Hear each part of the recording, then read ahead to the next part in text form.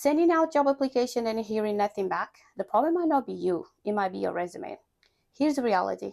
Only about 2% of resumes ever get called back. And the recruiters, they only spend often between 5 to 7 seconds to scan your resume before deciding if you are in or out. That's why your resume needs to be sharp, structured, and impossible to ignore.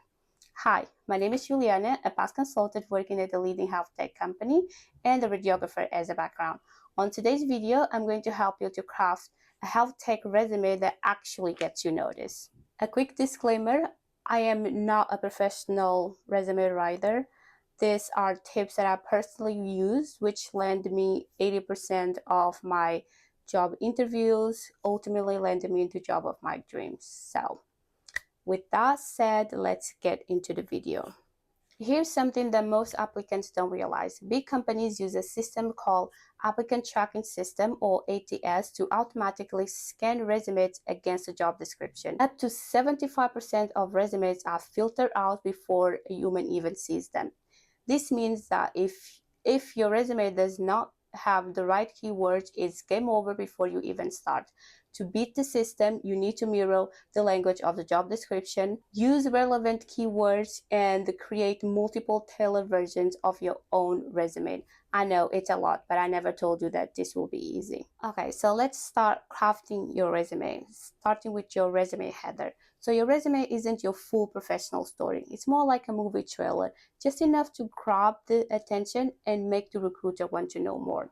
So on the top, you're going to include your first and last name, your current job title, key courses or skills, the area of the healthcare that you are passionate about, your location, or if you are happy to relocate, your registration number if applicable, your email address, and your phone number. Keep this all into two clean, bold lines, easy to scan professionally and straight to the point. Next is your personal profile, your elevator pitch in one paragraph maximum, and emphasis on maximum, and this is like pushing it to, okay?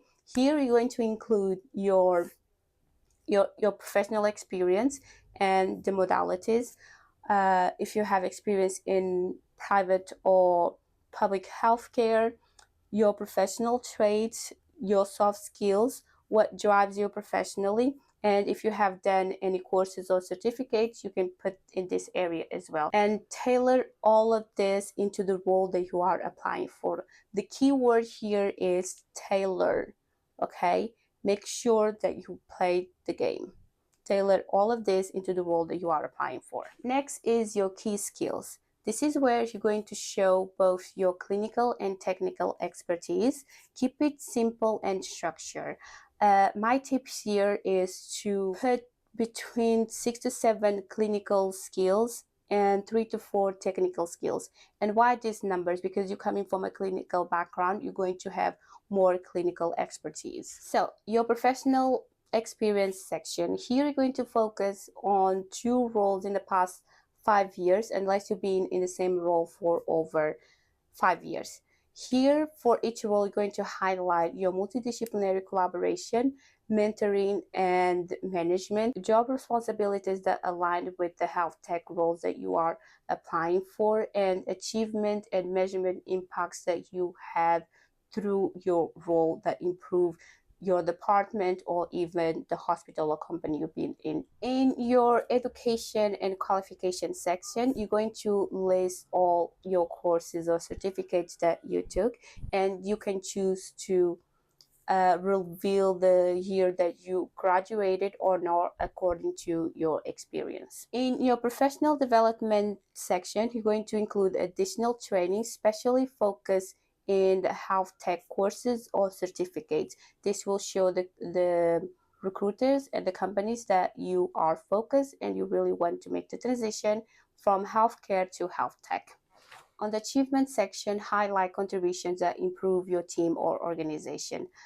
Think about management, mentoring, workflow optimizations, or skills that made a difference in your department. On the language section, being multilingual is a huge advantage. So list any language that you speak fluently, and don't be afraid to put your native language or your own dialect. And finally, your references section. Keep it simple, available upon request. You don't want anyone contacted before it is official.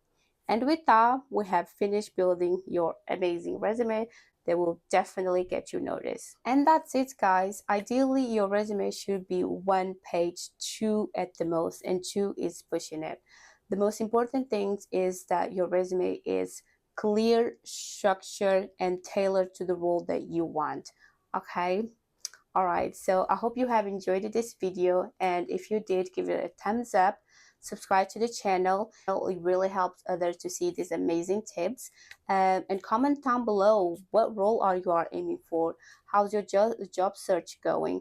Let me know. I'm working in other videos, especially Days in a Life. I want to show you how it's like being like a PAX consultant, what it takes to travel and all of that, but I want to finish this chapter of break into medtech, what it takes, giving you these tips, and then move on into Days in a Life. It has been like a crazy busy weeks.